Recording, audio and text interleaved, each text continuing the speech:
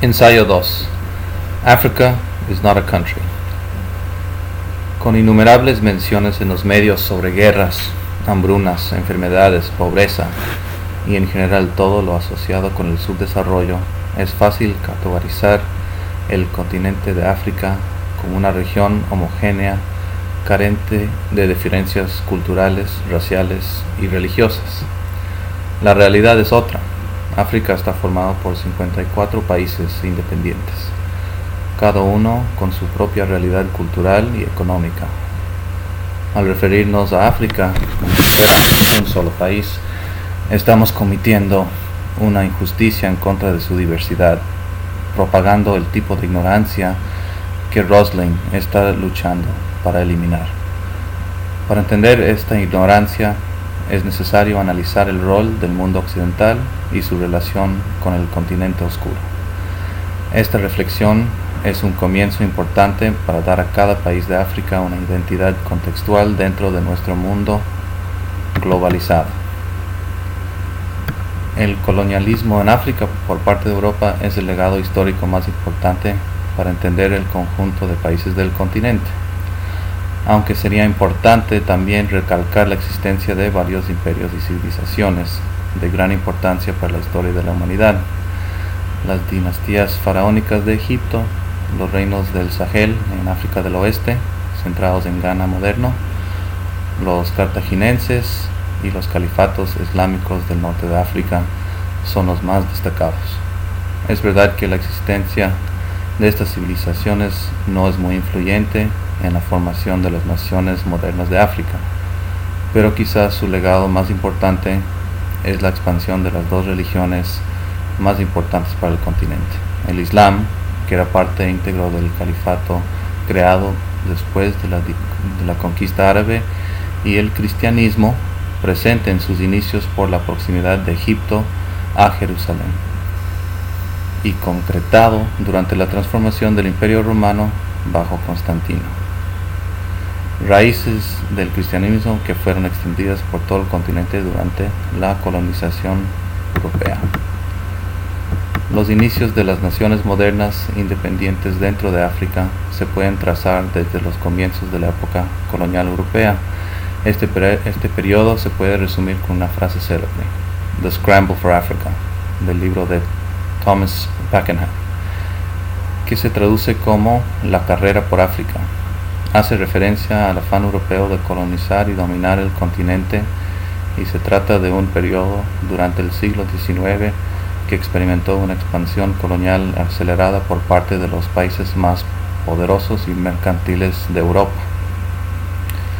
Aunque esta época de expansión es el más decisivo en la formación de los países modernos e independientes de África, es posterior a los inicios de algunos países europeos en usar África como una base para sus rutas de comercio hacia Asia y para el negocio de esclavos en el Nuevo Mundo, principalmente Portugal, Holanda e Inglaterra. Los comienzos de una visión de África como una sola se afirma con esta expansión europea, al tratar el continente como una torta para repartir. La Conferencia de Berlín en 1884 es un ejemplo claro de esta actitud por parte de los poderes europeos, determinando el futuro del continente en beneficio de los actores principales del colonialismo. De ninguna manera podemos considerar esta repartición como un acto noble y altruista por parte de los europeos, considerando las atrocidades cometidas por algunos poderes europeos, especialmente los belgas en la época de Leopoldo II. El texto Time and the Other de Fabian habla de esta tendencia de superioridad moral como una razón clave para explicar la dominación de otros pueblos por parte de Europa occidental, y alude a las razones de los actos atroces cometidos en nombre del progreso.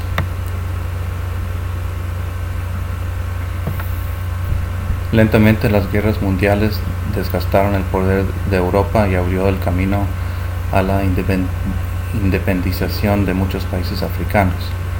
Pero hay que recalcar que la resaca de la dominación europea forma parte fundamental del movimiento independentista de las naciones en África y determina las características individuales de cada uno de los países. particularmente en dibujar las fronteras, arreglar preferencias tribales, ayudar en la transición a sistemas de gobierno democráticos y en la selección de lenguas oficiales. Si hacemos algunas comparaciones de países, podemos notar las influencias coloniales de cada uno. Los países de África del Oeste, como Costa de Marfil, son francófonos a diferencia de Zimbabue y los países del sur del continente, que son en su mayoría angloparlantes, con sus influencias inglesas, holandesas y hasta alemanas, como en el caso de Namibia. Si combinamos estas diferencias políticas con la diversidad inmensa de culturas, idiomas, entre 1000 y 2000 dependiendo de la fuente, y razas, encontramos que cada país de África es un mini archipiélago de creencias, tribus y dialectos. La afirmación de Rosling, que África no es un país, toma más fuerza, y a través de sus gráficos entendemos que cada país vive su propia realidad. Como un ejemplo, no deberíamos agrupar a Sudáfrica con Argelia en un análisis de la región, no tiene sentido. Sudáfrica es un país multiétnico, con influencias de Holanda e Inglaterra, mientras Argelia mantiene sus tradiciones francesas en combinación con el Islam. En este caso, Rosling adjudica a los países del norte de África como una región aparte, limitando las posibilidades de juntar las dos naciones como países simplemente africanos. Lamentablemente, esto no quiere decir que algunas generalizaciones del continente no son válidas. La realidad es que la mayoría de países en África sufren de las mismas aflicciones. No podemos negar el poder destructivo de una serie interminable de dictadores, coup d'état y guerras que formaban parte de los juegos de intereses de la Guerra Fría. Políticas que legitimaron el apoyo a déspotas sin escrúpulos y derrocó líderes democráticos. Son hechos ya olvidados en los cementerios de Angola, Mozambique y Sierra León como algunos de los ejemplos más sangrientos. Muestran el resultado final de satisfacer creencias ideológicas y el precio de mantener el balance de poder entre las dos superpotencias del momento. Si no fuera suficiente, falta mencionar las hambrunas en el Cuerno de África, la epidemia del SIDA y los efectos devastadores de la malaria.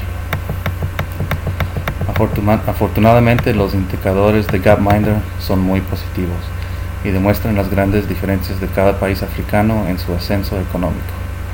Hay que aclarar que el ascenso es individual para cada país, según sus características, pero también podemos considerar el continente entero como una región de grandes oportunidades económicas. Escondida entre las burbujas está Nigeria, una potencia en espera, y podemos ver a Botsuana, Namibia y Gabón como unos pequeños oasis de desarrollo constante. En definitivo, las similitudes existen, pero las diferencias y cualidades individuales de cada país africano valen mucho más. Es hora de hablar no solo de África, pero de Kenia, Etiopía, Marruecos, Tanzania. África no es un país.